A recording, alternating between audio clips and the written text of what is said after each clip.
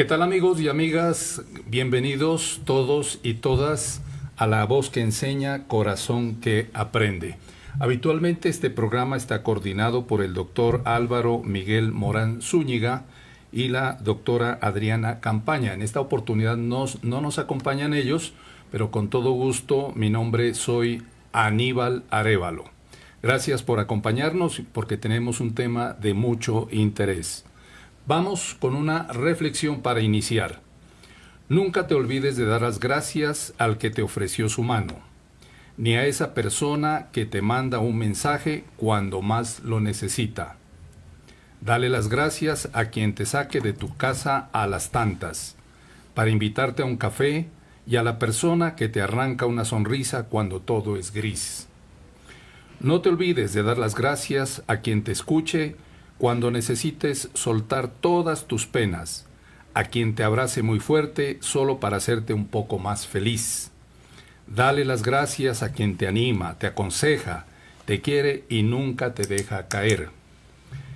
Dale mil gracias al que se quedó cuando todos los demás se fueron, porque no encontrarás nada en el mundo que te valga tanto y cueste tan poco.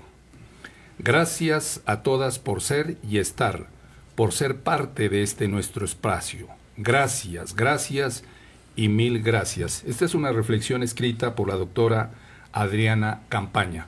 Saludamos a nuestro invitado de esta tarde, el doctor José Félix Solarte, concejal del municipio de Pasto, a quien le presentamos nuestro cordial saludo, y a propósito queremos que nos haga un comentario sobre esta hermosa reflexión que nos hace la doctora Adriana Campaña.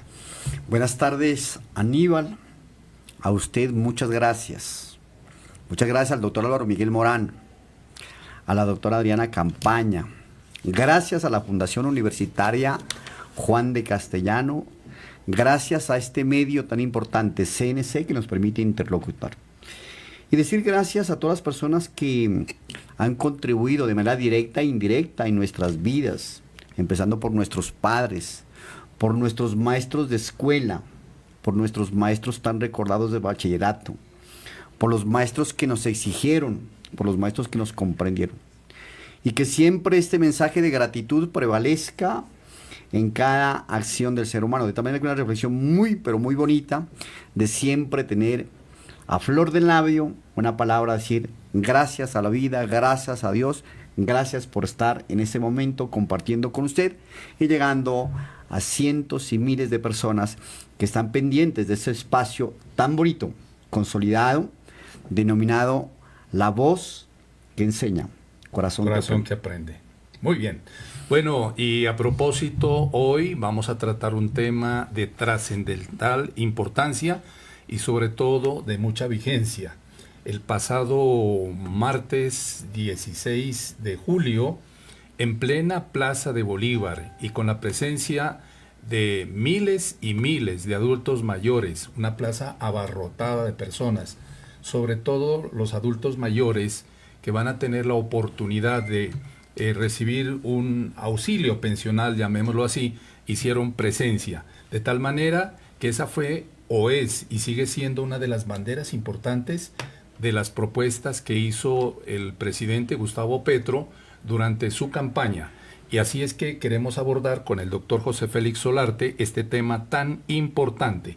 Y teniendo en cuenta que el presidente Gustavo Petro, dentro de esas 4 reformas, por ahora consideremos las 4, pues una de las más importantes es el beneficio a 3 millones de viejitos y viejitas que van a recibir un auxilio, que pasan de 80,000 pesos, pasa a 230,000 pesos, pues que es algo significativo en realidad.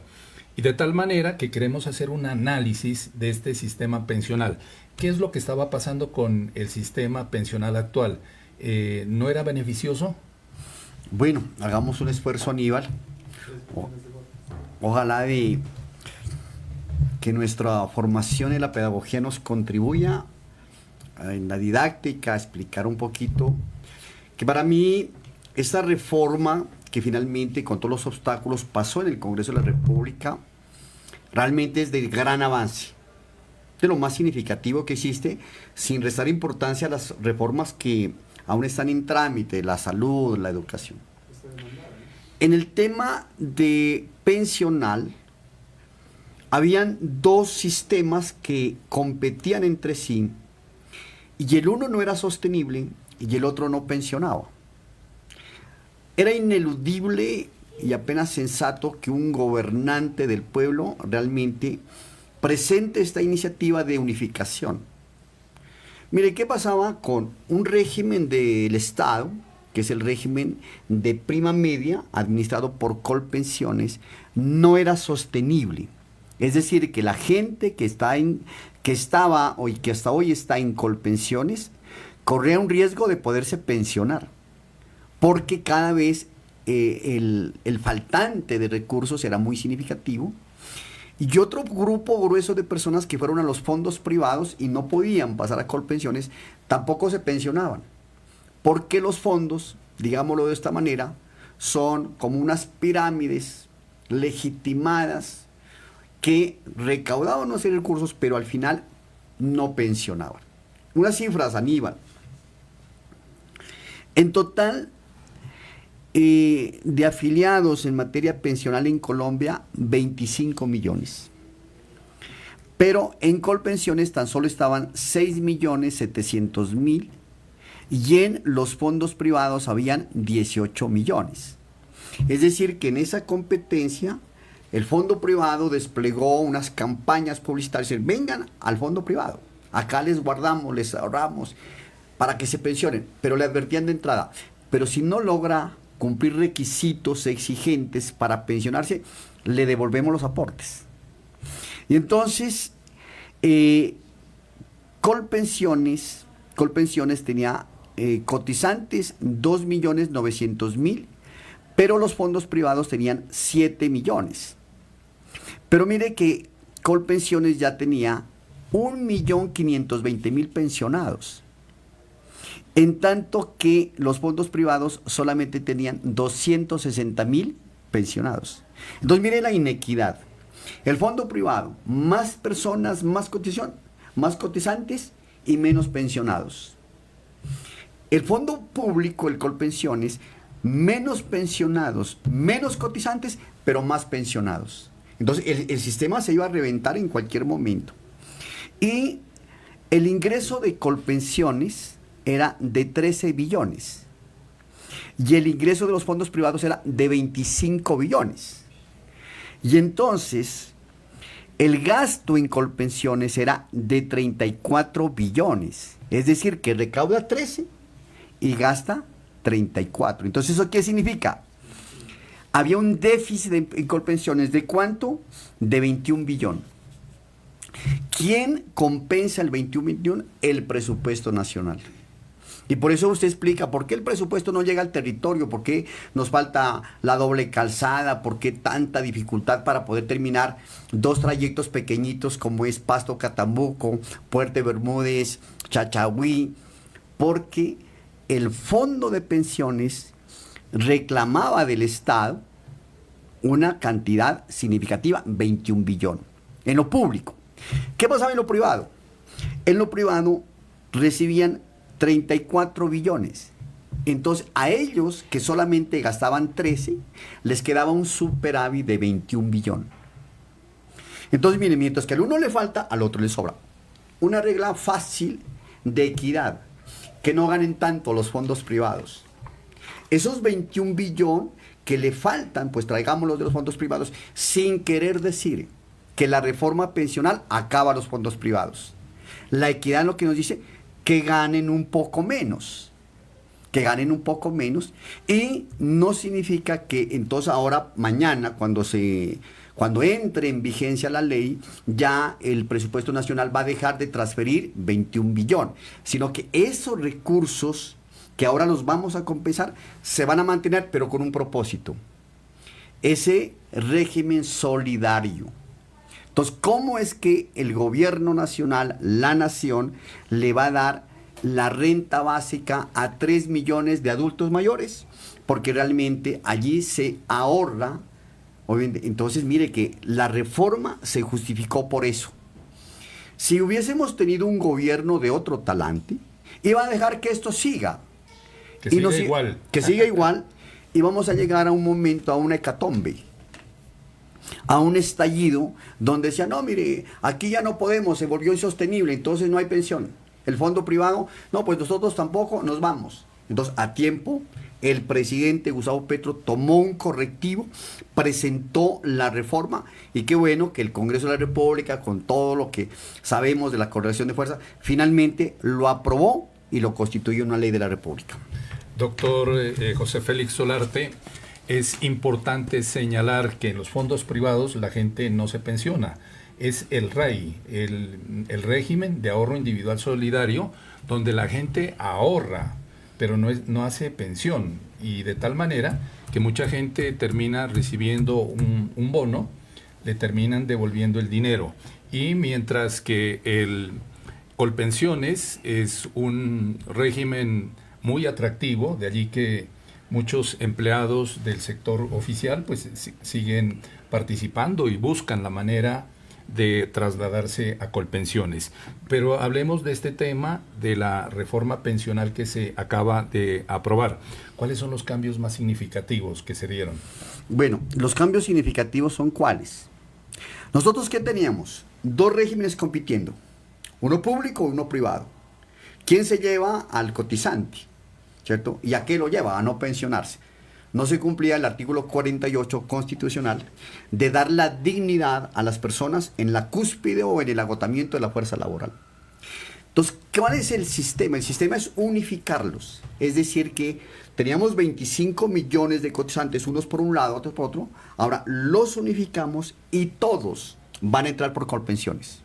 Entonces, ¿qué es lo importante? Vamos a fortalecer el sistema público, pero con una condición: que no se roben la plata, si no nos da lo mismo. Claro, entonces lo primero es la moralidad, es decir, acabar ese flagelo que corroe, que corrompe, que el funcionario que llega, cómo apropia, entran los recursos, con qué esfuerzo cotizante, salen por otra puerta, nadie responde. ¿Dónde están los recursos de pensiones? Construyendo vías 4G con los empresarios. Entonces, mire, todos los recursos entran por una sola puerta llamada Colpensión, llama régimen de pilares. Entonces, fortalecemos el sistema público. No va a desaparecer el sistema privado. Y se crean 4 pilares, 4 bases. El primer pilar es el pilar solidario. Es allí donde hemos explicado, vamos a recuperar ese déficit que está entre 15, 18, 21 billón de pesos.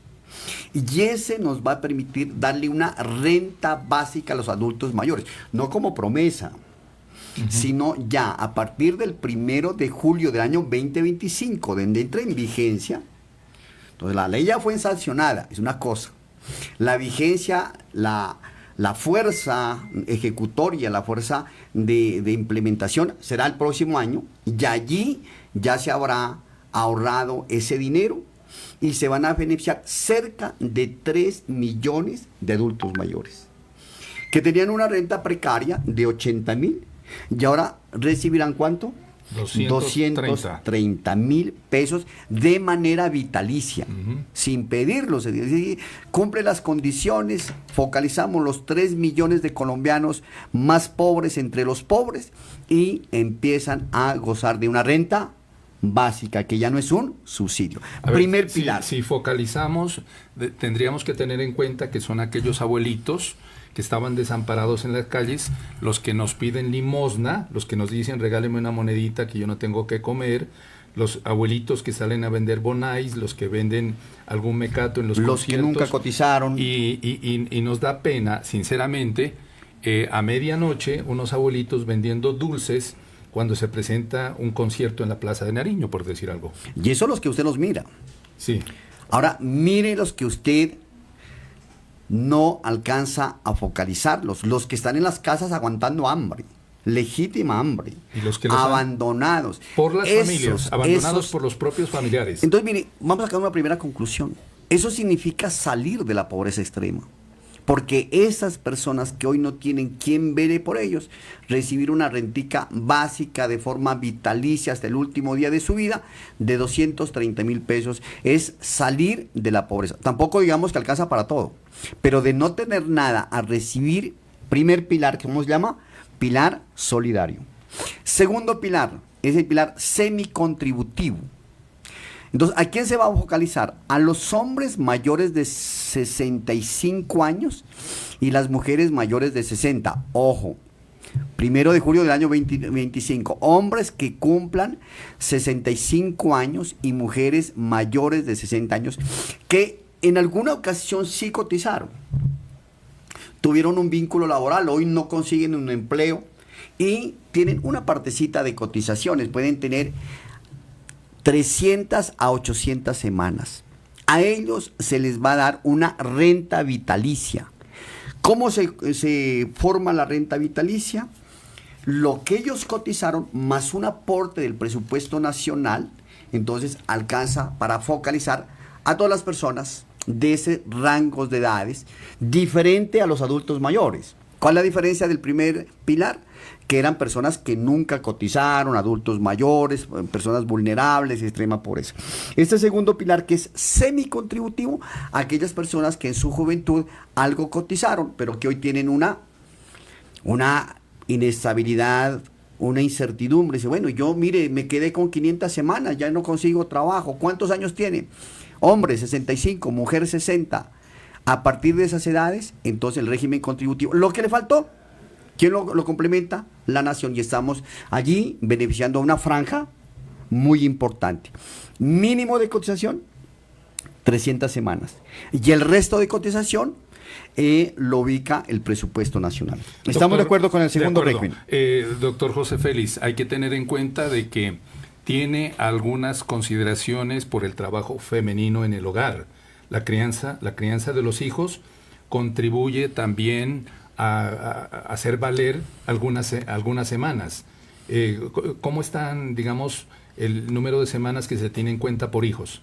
Sí, aquí esta nueva ley tiene un cálculo que el 22% de probabilidad de que una mujer de las características que usted ha dicho, la del hogar, la que como una obligación fue crear a los hijos, formar a los hijos y por ello dejó de trabajar, entonces estamos en ese porcentaje, pero no nos perdamos que en esa segunda franja, ese pilar semicontributivo, allí se va a beneficiar a esas personas con esas características. Uh-huh. Tercer pilar es el pilar contributivo. Entonces, ahora sí que tenemos 25 millones de colombianos. Pero hay que abrir la puerta para que paulatinamente vayan más. Que lleguemos a coberturas del 75, el 80, el 85, el 90% de personas que contribuyen, que sí reciben un ingreso, y por eso esto tiene que ir muy paralelo con la reforma laboral. Es decir, que tenemos que formalizar el trabajo. Entonces, ¿cómo atacamos la informalidad, la formalidad para fortalecer el régimen? Y ojalá tengamos 25, 29, 30 millones de colombianos. Todos entran por una sola puerta. ¿Cómo se llama? Colpensiones. Es decir, que ahora ya no va a haber, mire, yo me quiero pasar a Colpensiones porque es más bueno. No, ahora todos entran. ¿De qué manera? Los que ganan hasta 2.3 salarios mínimos mensuales legales vigentes, entonces se quedan solamente en Colpensiones.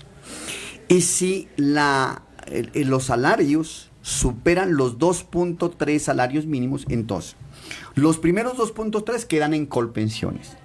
Y el saldo de ahí en adelante, pueden seguir aportando en los fondos privados. Por eso los fondos privados seguirán administrando los recursos, no van a desaparecer, no se va a expropiar, no se les va a quitar nada, sencillamente. Y cuando la persona cumpla ya los requisitos del estatus pensional, edad, semanas cotizadas, entonces puede unificar y recibir una sola pensión. Entonces, ese fue uno de los puntos de discusión. ¿Hasta qué monto entra por Colpensiones y a partir de qué momento llega pues al a los fondos privados. Entonces aquí este componente se divide en un componente de prima media de Colpensiones, donde se espera que el porcentaje de la pensión esté en un rango del 65 al 85%, que supera lo establecido en la Ley 100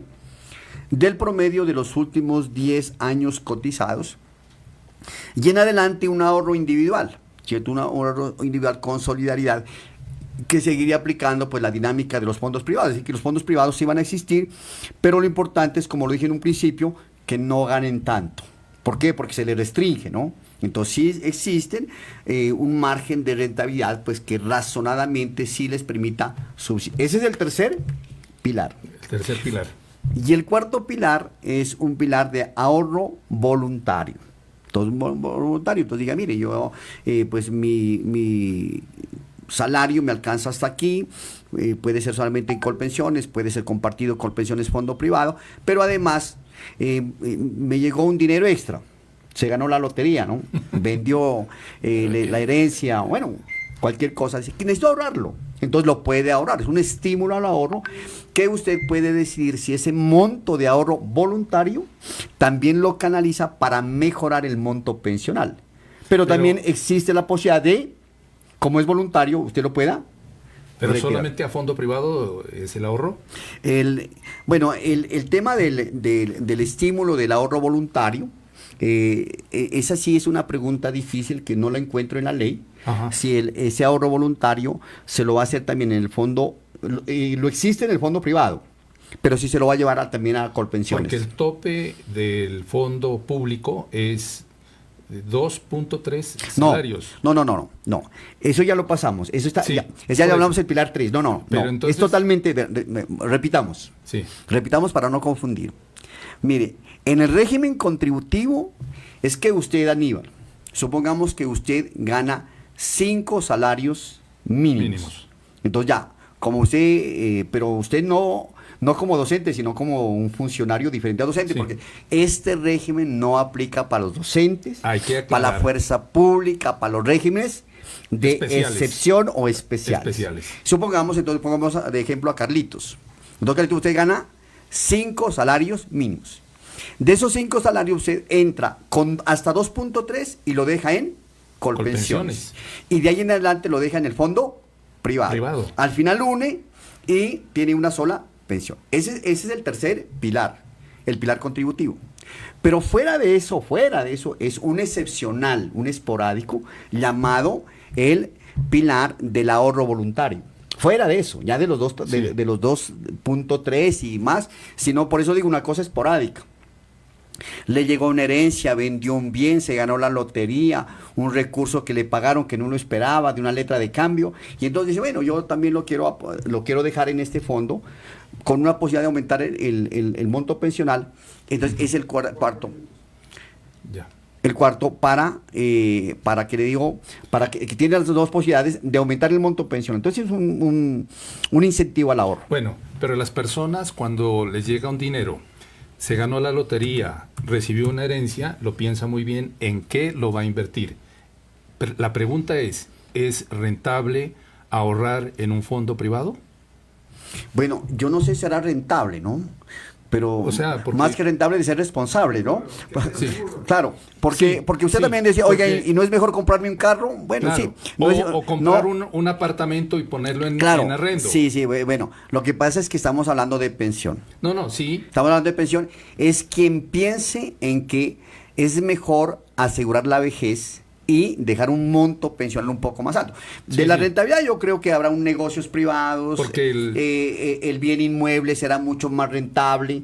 Entonces, rentabilidad no hablemos, solamente quien esté pensando en cómo tener una vejez más digna, entonces pues lo lleva al fondo pensional, si no lo puede invertir en cualquier banco, en cualquier negocio. Bueno, hay algo muy importante que debemos considerar dentro de esta reforma, que es la ley 2381, y quisiera preguntarle si hay un régimen de transición en esta ley.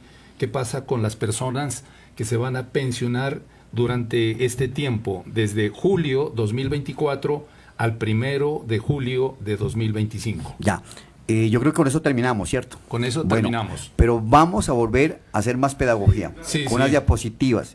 Pero bueno, que para quienes nos están poniendo así atención y quienes nos miran en las redes y podemos volver a revisar, hay un régimen de transición. Toda ley trae una transición. Es decir, yo ya soy cerquita. ¿Cómo me van a cambiar si yo ya tenía muy cerquita la pensión?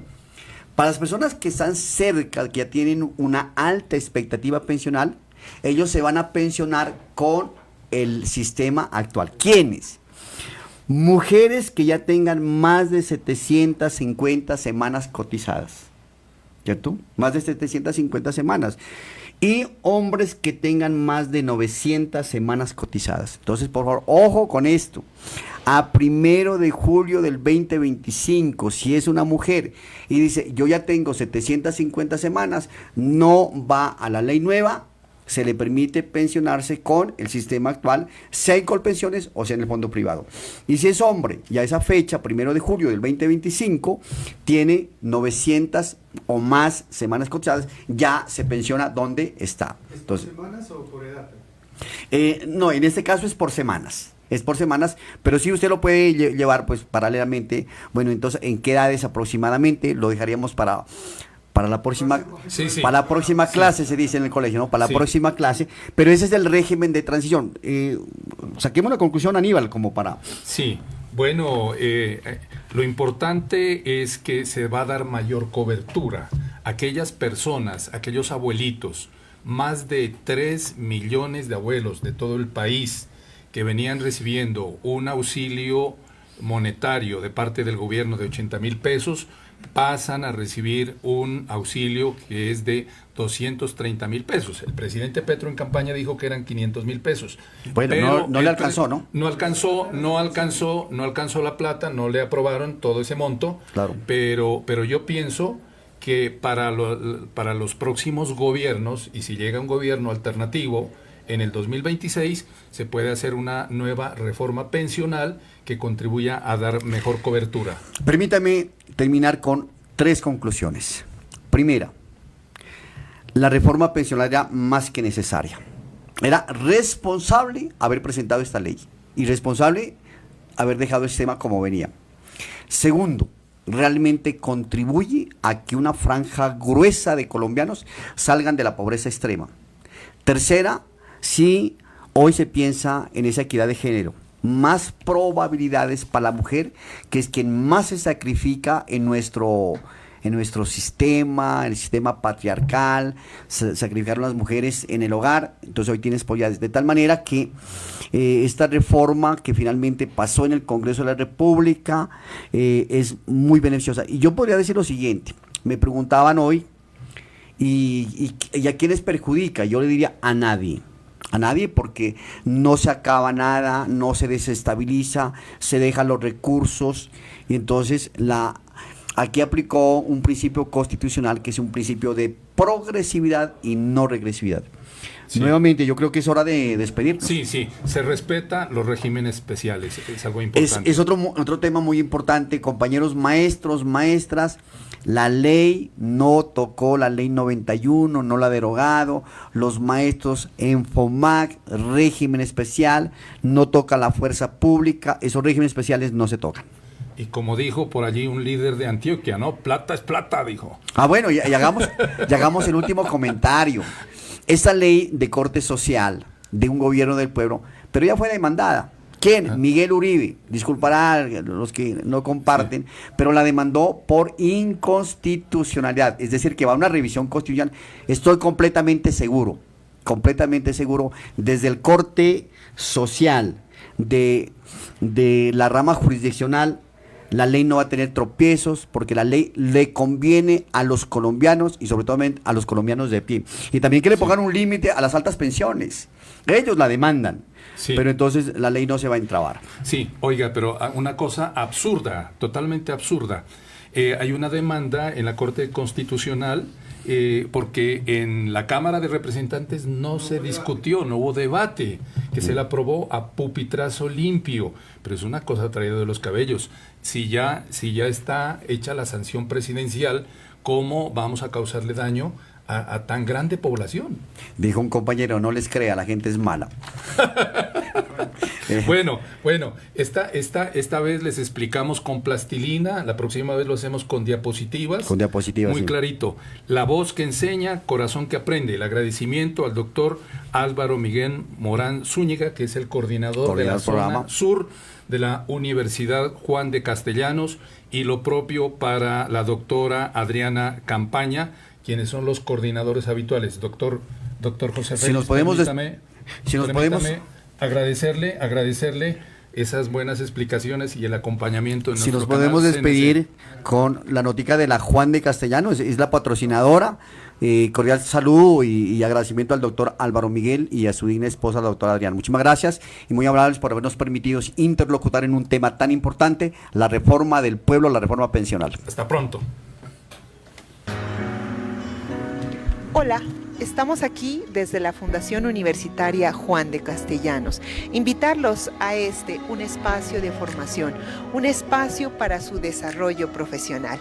Invitarlos a que participen con nosotros en las especializaciones de educación inclusiva e innovación pedagógica. Sea usted parte del desarrollo de esta región, un desarrollo para usted profesional y personal.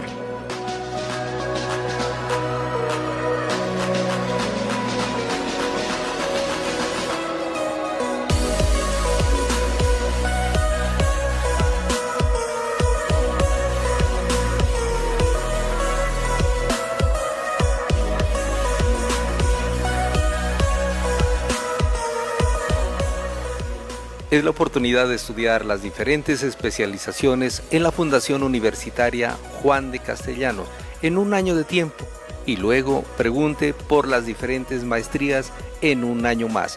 Aquí, Fundación Universitaria Juan de Castellanos en la carrera 25, número 1367. Tenemos programas con acreditación de alta calidad. A todos los profesionales, invitación cordial. Hoy y siempre, Juan de Castellanos. Cultivamos ciencia, sabiduría y amor.